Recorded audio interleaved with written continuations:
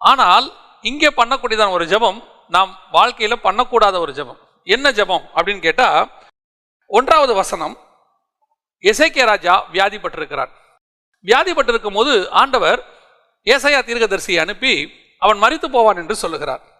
அப்பொழுது எசேக்கியா ராஜா சுவர்புறமாக திரும்பி அழுகிறான். அதை சொல்லிட்டு ஏசாயா அவன் வீட்டு அரண்மனையோடைய முற்றத்தை கூட தாண்டல. அதுக்குள்ளேயே ஆண்டவர் சொல்றாரு, அவன் பண்ண விண்ணப்பத்தை நான் கேட்டேன், நீ போய் அவனுக்கு இன்னும் ஒரு 15 வருஷத்தை சேர்த்து கொடு அப்படின்னு சொல்றாரு. இதுதான் ரொம்ப முக்கியமான ஒரு விஷயம். என்ன அப்படின்னு பாத்தீங்கன்னா, எசேக்கியா ராஜா விண்ணப்பம் பண்ணினான், மிகவும் அழுதான் அப்படின்னு 3வது வசனத்துல இருக்கு. எதற்காக அழுதாரு அப்படின்னு கேட்டா, அவருக்கு சாவறதுக்கு விருப்பம் இல்லை. சாக விருப்பம் இல்லாததுனால அவர் எனக்கு இன்னும் கொஞ்சம் ஆயுசு நாட்களை கூட்டி கொடுங்கன்னு சொல்லி விண்ணப்பம் பண்றார். கர்த்தரும் அந்த விண்ணப்பத்தை கேட்டுக்கிறாரு. உடனடியாக அவனுக்கு ஒரு பதில் கொடுத்து 15 வருஷத்தை சேர்த்து கொடுக்கிறார். இப்ப இந்த ஜெபம் பண்ணக்கூடாத ஜெபம் அப்படின்னு ஆரம்பத்துல சொன்ன உடனே இப்ப கேட்கிற எல்லாருக்குமே இது என்ன பண்ணக்கூடாத ஜெபம், இதுதான் பண்ண வேண்டிய ஜெபம். ஏன் நம்ம எல்லாருமே இந்த ஜெபத்தை தான் பண்ணிட்டு இருக்கிறோம்.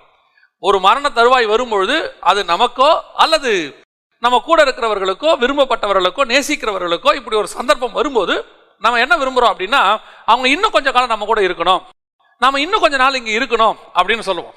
அதான் நான் சொல்லுவேன், சிலர்லாம் விளையாட்டா சொல்லுவாங்க, உங்களோட இருக்கிறதுக்கு பேசாம செத்து தொலைலாம் அப்படிம்பாங்க. சரி வரீங்களான்னு கேட்கலான்னா யாரும் சாக மாட்டாங்க. ஏன்னா சாகிற ஆசை யாருக்குமே வராது.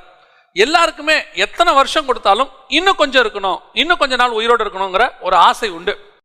ஆனால் ஒரு சில பரிசுத்தவான்களுக்கு வேதாகமத்தில் அந்த ஆசை கிடையாது. பவுலை பார்த்தீங்கன்னா, நான் போகிறதுக்கு பிரயாசப்படுறேங்கிறார், என்னை சீக்கிரம் விட்டுட்டீங்கன்னா நான் போயிடுவேங்கிறார், நான் தேகத்தில் இருப்பது உங்களுக்கு பிரயோஜனமா இருக்கும் அதனால இருக்கிறேன் அப்படிங்கிறார். பேதுரு சொல்றாரு, நான் தேகத்தை விட்டு பிரியும் காலம் வந்தது அப்படிங்கிறார். இயேசு முன்பதாகவே சொல்றார், என்னை சீக்கிரமா கூட்டிட்டு போக போறாங்க அப்படின்னு சொல்லி. அது ஒரு கூட்டம். இன்னொரு கூட்டம் இருக்கு, சாக ஆசைப்படாத கூட்டம். நம்ம சாக ஆசைப்படணுமா? சாக ஆசைப்பட சொல்லல, மரணம் வரணும்னு நம்ம விரும்பல. பழைய ஏற்பாட்டை பொறுத்த வரைக்கும். புதிய ஏற்பாட்டு கதை வேற, அதை விட்டுருவோம், அதை பத்தி பின்னாடி பார்ப்போம். ஆனா இங்க எசேக்கியா ராஜா பண்ண ஜெபம் ஏன் தப்பு, அதான் ரொம்ப முக்கியம். இப்ப ஆண்டவர் ஒரு பிறப்பை நியமித்தது போல ஒவ்வொருத்தருக்கும் இறப்பையும் நியமித்திருக்கிறார். இறப்பு என்பது இந்த பூமியை விட்டு கடந்து நாம் நித்தியத்துக்குள்ளே போவது, எட்டர்னல். அது நித்திய வீடு என்று நாம் சொல்லுகிறோம், அது பாரடைஸ், பரதீசி என்று நாம் சொல்லுகிறோம். அப்படி போவதற்கு ஒரு வாய்ப்பாகத்தான் இந்த மரணம் வைக்கப்பட்டிருக்கிறது. இந்த மரணம் கர்த்தருடைய டிசைன்லேயே கிடையாது. ஆதாமை படைக்கும் போது மரணமே கிடையாது. பாவத்தின் விளைவுதான் மரணம். அதற்கு பிறகு மரணம் ஜெயமாய் விழுங்கப்பட்டு விட்டது. அப்ப நம்மளை பொறுத்த வரைக்கும் பவுல் சொல்றாரு, நாம் மரணம் அடைகிறது இல்லை, நித்திரை அடைகிறோம். நமக்கு முடிச்சாச்சு, நாம ரெஸ்ட் எடுக்க போறோம். எங்க போறோம்? பாரடைஸுக்கு போறோம், பரதீசிக்கு போறோம். அங்க போய் நாம என்ன செய்யறோம்னா ரெஸ்ட் எடுக்க போறோம்னு சொல்லுது. அப்ப இந்த உலகத்துல கர்த்தர் எனக்கு சில வருஷங்களை நியமித்து வைத்திருக்கிறார். அதாவது 50 வருஷமோ 60 வருஷமோ 70 வருஷமோ 30 வருஷமோ 35 வருஷமோ, அதுக்கு பரலோகத்துக்கு தான் தெரியும். இப்போ ஒவ்வொரு வேலைக்கும் ஒரு ஒரு காலம் இருக்கு. இப்போ நீங்க பாத்தீங்கன்னா கவர்மெண்ட் வேலைக்கெல்லாம் ஒரு 58 60 வரைக்கும் டைம் கொடுத்துருக்காங்க. ஆனா கிரிக்கெட்ல நீங்க பாத்தீங்கன்னு சொன்னா 30 35 மேக்சிமம் 40க்குள்ள ரிட்டையர் ஆயிடுவாங்க, அதுக்கு மேல வச்சுக்க மாட்டாங்க. ராணுவத்துல போனீங்கன்னா அதே மாதிரிதான், ஒரு சர்டன் கேட்டகரிக்கு இவ்வளவுதான் வயசு, அதுக்கு மேல வச்சுக்க மாட்டாங்க. அதே மாதிரி ஒவ்வொருத்தருக்கும் ஒவ்வொரு காலகட்டம், ஒவ்வொரு ஏஜ், அந்தந்த வேலைக்கு ஏற்ற மாதிரி.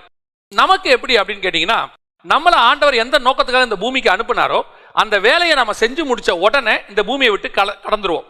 அது வரைக்கும் தான் நமக்கு இந்த உலகத்துல இந்த வேலை, சம்பாத்தியம், குடும்பம், உறவுகள் எல்லாமே அதுக்காக கொடுக்கப்பட்டது. அதாவது நாம போகிற வரைக்கும் நம்ம இங்க இருக்கிறதுக்கு, எப்படி நாம இந்த உலகத்தை விட்டு போகிற வரைக்கும் ஒரு உலக பிரகாரமான வேலை தேவை, சம்பாதிக்கணும், ஒரு குடும்பத்தை காப்பாற்றணும் அப்படின்னு வச்சிருக்கிறோமோ அதே மாதிரி தான் பரலோகம் பார்க்குது. அப்படி இருக்கும்போது என்னை கர்த்தர் அழைக்கிற காலம் வரும்போது நான் சந்தோஷமா அவரிடத்துல போகணும். அதுவும் புதிய ஏற்பாட்டை பொறுத்த வரைக்கும், பழைய ஏற்பாட்டிலேயாவது அந்த பரிசுத்தவான்கள் மரித்தா, அதாவது நீதிமான்களாக இருந்தாலும் சரி, மரித்தால் மேல் பாதாளத்துக்கு தான் போனாங்க. அவங்களுக்கு பாரடைஸ் வாக்குத்தத்தம் இல்லை, அங்க போறதுக்கு முடியாது. யாக்கோபு அப்படிதான் சொல்றாரு, என் ஆத்மாவை துக்கத்தோடு கூட பாதாளத்தில் இறங்க பண்ணுகிறீர்கள்னு சொல்றாரு. இப்போ சங்கீதக்காரன் சொல்லும் போது பாதாளத்தில் போய் என் படுக்கையை போட்டேங்கிறார். இப்படி இருக்கும்போது புதிய ஏற்பாட்டை பொறுத்த வரைக்கும் அந்த மரணம் ஜெயமாய் விழுங்கப்பட்டதுனால நம்ம யாருமே பாதாளத்துக்கு போல, நம்ம எல்லாம் பாரடைஸுக்கு போறோம், தேவனை சந்திக்க போறோம், நித்தியமா சந்தோஷத்துக்குள்ள பிரவேசிக்க போறோம். அப்படி இருக்கும்போது இந்த மரணத்தை நாம் சந்தோஷமாய் வரவேற்க வேண்டும். ஆனா இன்னைக்கு என்ன இருக்குது, எசேக்கியா துக்கப்பட்ட மாதிரி எனக்கு கொஞ்சம் வருஷத்தை சேர்த்து கொடுங்க. நிறைய பேரை பார்த்தீங்கன்னு சொன்னா, சில ஊழியக்காரங்களெல்லாம் மரணம் அடைகிற நேரம் வரும்போது அவங்கள போய் கத்தி கதறி எப்படியாவது சேர்த்து கொடுங்க, வருஷத்தை சேர்த்து கொடுங்கன்னு கேட்கறாங்க. இந்த எசேக்கியாவுடைய வாழ்க்கையில வருஷத்தை சேர்த்து வாங்கினதுனால 2 பின்விளைவுகள் இருந்துச்சு. என்ன 2 பின்விளைவுகள் அப்படின்னு பார்த்தீங்கன்னு சொன்னா, முதலாவது பின்விளைவு, இந்த எசேக்கியாவுக்கு 15 வருஷம் சேர்த்து கொடுத்த பிறகுதான் அவனுக்கு இஸ்ரவேலிலேயே மோசமான ஒரு ராஜா பிறக்கிறான். நீங்க கவனிச்சு பாருங்க, 2 ராஜாக்களின் புஸ்தகம் 20ஆம் அதிகாரம் 21வது வசனம். எசேக்கியா தன் பிதாக்களோடு கூட நித்திரை அடைந்த பின் அவன் குமாரனாகிய மனாசே அவன் ஸ்தானத்தில் ராஜாவானான். மனாசே ராஜாவாகிற போது 12 வயதாக இருந்து, நல்லா கவனிச்சுக்கொள்ளுங்க, 12 வயசு அவனுக்கு. அப்படின்னா அவன் எப்போ பிறந்திருக்கணும்னா இந்த 15 வருஷத்துக்குள்ளதான் பிறந்திருக்கணும். ஏன்னா 15 வருஷத்துக்கு முன்னாடி பிறந்திருந்தா அவன் ராஜாவானா 16 வயசு 17 வயசு இருந்திருக்கணும். இப்ப 12 வயசுன்னு இருக்கு. ஆனா இந்த மனாசே தான் இஸ்ரவேலிலேயே மோசமான ராஜா. ஒரு மோசமான ராஜாவுக்கு ஆண்டவர் எக்ஸாம்பிள யாரை சொல்வார் பைபிள்ல கேட்டீங்கன்னா மனாசேயை தான் சொல்வார். இதுதான் இருக்கிறதுலே ரொம்ப மோசம். கர்த்தர் உன்னை எடுக்கிற காலத்தில் நீ போகலன்னா உன் பின்னால் ஒரு மோசமான சந்ததி ஒன்று உருவாகும். சில துக்கமான காரியங்களை உன் கண்கள் பார்க்க வேண்டி இருக்கும். கர்த்தர் உன்னை எடுக்கும் போது நீ போயிட்டினா சந்தோஷத்தோடு கூட நிம்மதியோடு கூட போக முடியும். இந்த மாதிரி நிறைய பரிசுத்தவான்கள் அனுபவித்ததை நாம் பார்த்திருக்கிறோம். கர்த்தர் அழைக்கும் போது போகாம கத்தி கதறி நான் இன்னும் கொஞ்ச நாள் இருந்தால் நலமா இருக்குமேன்னு கேட்டு வாங்கி அதற்கு பிறகு அவமானப்பட்டு அசிங்கப்பட்டு அதற்கு பிறகு நிலைமை என்ன தெரியுமா, அவங்களே ஆண்டவரே போதும் என்னை எடுத்துருங்கப்பாங்கிற நிலைமைக்கு வந்துடும். யாரெல்லாம் உங்களுக்காக ஜெபம் பண்ணானோ இன்னும் ஒரு 10 வருஷம் எங்க ஊழியக்காரங்க சேர்த்து கொடுங்கன்னு அவங்களே கடைசியில இவர் எடுத்துருங்கப்பாங்கிற அளவுக்கு வந்துடும். நிலைமை மோசமா போயிடும். கர்த்தர் எடுக்கும் போது போயிடணும், அதான் நல்லது. இல்லாவிட்டால் இந்த மாதிரி ஒரு மோசமான சந்ததி பிறக்கும், அல்லது நம்ம மோசமான காரியங்களை நம் கண்கள் காண வேண்டி வரும். அதுக்கு தான் வசனம் தெளிவா சொல்லுது, தீங்கு நாட்கள் வருவதற்கு முன்பே நீதிமான் எடுத்துக்கொள்ளப்படுகிறான். ஏசாயா 57:1 சொல்லுது. அந்த தீங்கு நாட்கள் நம் கண்கள் பார்க்க கூடாது. ஆண்டவர் அதுக்காக தான் முன்னாடியே எடுக்கிறார். ஆண்டவர் நம்ம மேல அக்கறை உள்ளவராக இருக்கிறார். ஏதோ ஆண்டவர் நம்மளை வேதனைப்படுத்தி மரணத்தை எடுத்துக்கிறாருன்னா ஆண்டவர் என்னமோ நம்ம மேல கோவப்பட்டு வாடா நீ நரக்கத்துக்கு உன்னை கூட்டு போறேன்னு சொல்லல. இதுக்கு மேல இந்த பூமியில இருந்த உனக்கு கஷ்டம், நீ பார்க்க கூடாததெல்லாம் பார்க்க வேண்டி வரும். ஆகவே நீ எங்கூட வந்துரு, இப்ப எப்படி நிம்மதியா இருக்கியோ அதே நிம்மதியோட பரலோகத்துல இரு அப்படின்னு கூப்பிடுறது தான் அந்த மரணம். அதை சந்தோஷமா ஏற்றுக்கொள்ளணும். 2வது, இந்த 15 வருஷத்துல எசேக்கியா பண்ண மிகப்பெரியதான இன்னொரு தப்பு என்ன அப்படின்னு கேட்டீங்கன்னா, அதுக்கப்புறம் பாபிலோன் காரங்களை கூட்டிட்டு வருவான். கூட்டிட்டு வந்து தன்னுடைய அரண்மனையில் உள்ள எல்லா காரியங்களையும் திறந்து காட்டுவான். அத்தனையும் காட்டி அவர்கள் பார்த்து விருந்து வச்சு அனுப்பி விட்டுருவான். அனுப்பி விட்ட போது ஏசாயா தீர்க்கதரிசி கேட்பாரு எசேக்கியாவை நோக்கி, இப்ப நீ என்ன பண்ண? 15வது வசனம், என்னத்தை பார்த்தார்கள் என்று கேட்டான். அதற்கு எசேக்கியா, என் வீட்டில் உள்ள எல்லாவற்றையும் பார்த்தார்கள், என் பொக்கிஷங்களில் நான் அவர்களுக்கு காண்பிக்காத பொருள் ஒன்றுமில்லை என்றான். அதற்கு ஏசாயா எசேக்கியாவை நோக்கி, இதோ நாட்கள் வரும், அப்பொழுது உன் வீட்டில் உள்ளதும் உன் பிதாக்கள் இந்நாள் வரைக்கும் சேர்த்ததில் ஒன்றும் மீதியாய் வைக்கப்படாமல் எல்லாம் பாபிலோனுக்கு கொண்டு போகப்படும். இந்த சாபத்துக்கு காரணம் எசேக்கியா அந்த 15 வருஷம் இருந்தது. 70 வருஷம் இஸ்ரவேலர்கள் பாபிலோனிலே அடிமைத்தனத்துக்குள்ள இருந்தார்கள். அதாவது நெகேமியா பீரியடு, நம்ம எஸ்தரு, முர்தேக்காய், தானியேல், ஷாத்ராக், மேஷாக், ஆபேத்நேகோ, நம்ம சொல்லக்கூடிய அத்தனை பேரும் இந்த 70 வருஷத்துக்காரங்க. இந்த 70 வருஷ உபத்திரவத்திற்கு எது அடித்தளம் அமைத்தது அப்படின்னு நீங்க பாத்தீங்கன்னு சொன்னா எசேக்கியா இவங்களை கூட்டிட்டு வந்து காட்டினது. அதான் ஆண்டவர் சொல்றாரு, நீ வரும்போது என் கூட வந்துட்டீனா உனக்கு நல்லது, இல்லைன்னா உன் பொக்கிஷம் உன்னை விட்டு போகும். நீ எதையெல்லாம் சேர்த்தியோ அதை இழக்க வேண்டி வரும். இது எசேக்கியா செய்த மதீனமான ஒரு காரியம். அதான் ரொம்ப இருக்கிறதுலே ஒரு பிரச்சனை. இந்த மதீனம் நான் நிறைய பேரை பார்த்திருக்கிறேன். கர்த்தர் நம்மளை நல்ல உயர்வா வச்சிருக்கும் போதே எடுத்துக்கிட்டு போக விரும்புவார். அந்த பேரோட புகழோட நல்ல நிலைமையோட எடுத்துட்டு போக விரும்புவார். நாம போக மாட்டோம். ஒண்ணு நாம கத்தி கதறி ஆண்டவர்கிட்ட எனக்கு ஒரு ஆண்டவரே ஜீவனை காப்பாத்தி கொடுன்னு கத்துவோம். இல்ல நம்ம போறோன்னு முடிவு பண்ணாலும் கூட இருக்கிறவங்க விட மாட்டாங்க. கத்தி கதறி எங்க அப்பாவை கொடுத்தாலே ஆச்சு, எங்க அம்மாவை கொடுத்தாலே ஆச்சுன்னு கத்தி கதறி வாங்கிடுவாங்க. ஆனால் அதற்கு பிறகு அவர்கள் படுகிற பாடு, அதற்கு பிறகு அவர்கள் லைஃப்ல மதீனமான காரியங்கள் பல காரியங்களை செய்வார்கள். இப்படி நான் ஒரு சிலரை என் வாழ்நாளில் பார்த்திருக்கிறேன். இப்போ ஒரு கொஸ்டின் உங்களுக்கு வரும், அப்படின்னா வியாதிப்பட்டவங்களுக்கு ஜெபம் பண்ணக்கூடாதா? மற்றவங்களுக்கு ஜெபம் பண்ணக்கூடாதா? கண்டிப்பா ஜெபம் பண்ணணும், சுகமாக்கணும், ஜெபம் பண்ணணும். ஆனாலும் தேவ சித்தத்தை தாண்டி ஜெபம் பண்ணக்கூடாது. ஆண்டவர்கிட்ட சொல்லணும், ஆண்டவரே உமக்கு சித்தமானால், இப்போ சின்ன வயசு இருக்கு, ஒரு காலகட்டம் இருக்கு, ஆண்டவர்கிட்ட ஜெபம் பண்றோம். சிறு பிள்ளைகள் கண்டிப்பா ஜெபம் பண்ணணும், ஆண்டவர் விரும்புறார். அதே நேரத்தில் இப்படிப்பட்ட காரியங்கள் வரும்போது ஆண்டவர்கிட்ட கேட்கணும், ஆண்டவரே உமக்கு சித்தமானால் இந்த ஜீவனை எங்களுக்கு கொடுங்க. அவங்க எங்களோட இருக்கிறது எங்களுக்கு சந்தோஷம் தான், ஆனாலும் எங்களோட இருக்கிறத விட உங்களோட இருக்கிறதா அவங்களுக்கு சந்தோஷம். நாம சும்மா ஆசையில கூப்பிட்டு எங்களோட இருங்க இருங்க இருங்கன்னு கூப்பிட்டுருவோம். அதுக்கப்புறம் அவங்க பெட் ரிட்டனா இருந்து கஷ்டப்பட்டு பார்க்கும்போது நமக்கே தோணும், பேசாம இவங்க போயிருந்தா நல்லா இருக்கும் அப்படின்னு நமக்கு. ஏன்னா நம்ம அவங்க மேல வருத்தத்துல இல்லை, அவங்க படுற கஷ்டத்தை பார்த்து. அதெல்லாம் படக்கூடாதுன்னு ஆண்டவர் நல்லபடியாக அவங்களை எடுக்க விரும்புவார். பல நேரங்கள்ல நாம் இந்த தப்பை செய்யறோம். இந்த மரணத்தை நம்ம தப்பா புரிஞ்சுக்கிட்டதுனால வந்த வினை இதெல்லாம். இந்த மரணம் நம்ம பார்வைக்கு எப்படி தெரியுது அப்படின்னு கேட்டீங்கன்னு சொன்னா, ஏதோ ஒரு துக்கமான ஒரு சம்பவமாகவும், மரணம் நம்மள ஒரு உலகத்திலேயே இருக்கிறதுலே ரொம்ப வேதனையான ஒரு காரியம். அது பழைய ஏற்பாட்டை பொறுத்த வரைக்கும். அதே பழைய ஏற்பாட்டு பரிசுத்தவான்களை பாருங்க, அவங்களே மரணத்தை வரவேற்பாங்க. ஆண்டவர் சொல்வார் மோசே கிட்ட, நீ மலைக்கு மேல வா, நான் உன்னை கூட்டிட்டு போறேன், நீ 120 வருஷம் முடிஞ்சிருச்சும்பாரு, நீ யோசுவாவை ரெடி பண்ணும்பாரு. அதே மாதிரி ஆரோனு, அதை விட ஆரோன்ட்ட சொல்வார், கூட்டு போய் எலியாசரை கூட்டு அவன் வஸ்திரத்தை தூக்கி அவன் மேல போடு அப்படிம்பார். போட்ட உடனே ஆரோன் அங்கே மரித்தான் இருக்கும், அப்படியே அங்கேயே மரித்தான். பாருங்க, இதெல்லாம் அவங்க மரணத்தை ஏற்றுக்கொள்றாங்க. அது மட்டும் இல்ல, எலியா கிட்ட சொல்வார், உன் ஸ்தானத்துல எலிசாவை அபிஷேகம் பண்ணு. அப்படின்னா என்ன அர்த்தம்? உந்து முடிஞ்சிருச்சு, அவன் தொடங்க போறான்னு அர்த்தம். இவ்வளோ தெரிஞ்ச எலியாவுக்கு நல்லா தெரியும், என்னுடைய வாழ்க்கை உலகத்துல முடிஞ்சிருச்சு, நான் பரலோகத்துக்கு போக போறேன். சந்தோஷமா ஏற்றுக்கொள்ளுகிறான். அந்த நிலைமை வரணும். மரணத்தை கண்ட பயம் வரக்கூடாது. ஏன்னா புதிய ஏற்பாட்டில் மரணம் ஜெயமாய் விழுங்கப்பட்டிருக்கிறது. நாம இங்க விட போறோம், இங்க விட எங்க தரமா போறோம்? இதை விட மேன்மையான, சந்தோஷமான, நிம்மதியான, தேவனோடு கூட சஞ்சரிக்கிற ஒரு அற்புதமான ஸ்தலத்துக்குள்ளே பிரவேசிக்க போகிறோம். பாரடைஸ்குள்ள போக போறோம். பரிசுத்தவான்களோடு கூட இளைப்பாற போக போகிறோம். இந்த மாதிரி இருக்கக்கூடியதான உபத்திரவத்தின் உலகத்தை விட்டு போறதுக்கு ஏன் அவ்வளோ வருத்தம்னு தெரியல. எனக்கு ரொம்ப ஆச்சரியமான ஒரு சம்பவம் நடந்துச்சு.